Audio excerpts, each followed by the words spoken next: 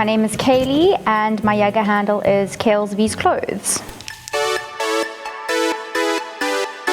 My Yaga handle, it's a little bit of a pun on my name and then also my constant desire to buy new clothing.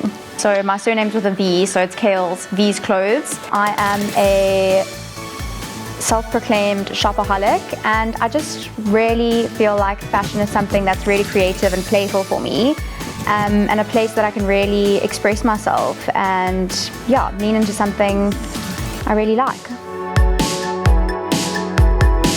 I'm actually a therapist, a clinical psychologist. Fashion plays a huge role in uplifting my mood. I just think it really is a space where I'm allowed to play and create and have some fun. So I think it allows me to have some balance in my life. I was studying masters full-time and I needed a little side hustle, so Yaga became my best friend. I think that there's a misconception that fashion is quite superficial, and I really think the opposite. I think there's actually a massive level of depth to fashion because it is such a vulnerable thing. You're wearing a part of your personality and opening yourself up for judgment, and people are saying, I like this or I don't like this, and what they're saying is, I like this part of you, I don't like this part of you, and how you respond to that is really important. So Yaga was really the starting point for the growth of my Insta page. It was a really organic thing where people were asking me advice on certain items or to source certain items. I decided to start an Instagram page, and that's only led to more growth on both platforms. It's important to have both. You want to feel something when you look at an item and when you wear an item, but you also want to be quite strategic and not just waste money unnecessarily. So it's important to have both, like Hannah Montana. Best of both worlds. I think falling in love with a new item is not that different from falling in love with a person. I think it's a bit of a flirtation at the start, and then you get really excited to introduce it to your friends, let other people see you with the item. It's just really exciting, a bit of an adrenaline rush. I fell in love with this item. It's like a little raffia bag, it's a clutch bag, and super nice and stripy. And very vibey. I just think it's very vibrant, cheerful. It makes me happy when I look at it. I mean, does this not scream Carrie Bradshaw? Or at least Stanford, Carrie Bradshaw's gay best friend? No. My best Yaga buy, hands down, are these Prada sunglasses. I bought them for half the price, which is such a steal.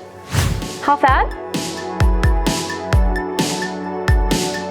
There is a really big positive feeling in letting things go, for me anyway. It feels really nice to know that it's going somewhere, that it's going to be loved and adored and not just discarded. So it feels really rewarding, and I feel really fulfilled by it, to be honest. Biggest rush, and I think it's the biggest incentive to keep selling because you don't realize how much money you can actually make. So it all just adds up, even the little things that you don't think mean that much, it adds up to a lot of money. So it's the biggest thrill. Just thinking about it now. I definitely think a little bit more about the resale value of items, what would do well when I decide to resell. And I also like to shop a little bit more sustainably, so I buy a lot more secondhand, as well as sell secondhand.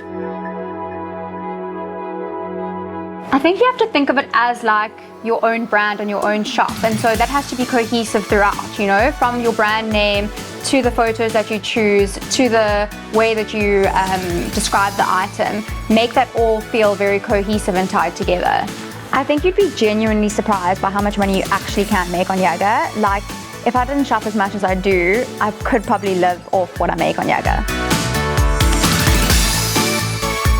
My best tip for buyers is to find something you really love in store that's high quality or quite expensive, and 85% of the time you can find the exact same thing for quarter of the price on Yaga. My name is Cayls, my Yaga store is Cayls vs Clothes, and if you want to fund my shopping addiction, please go follow me.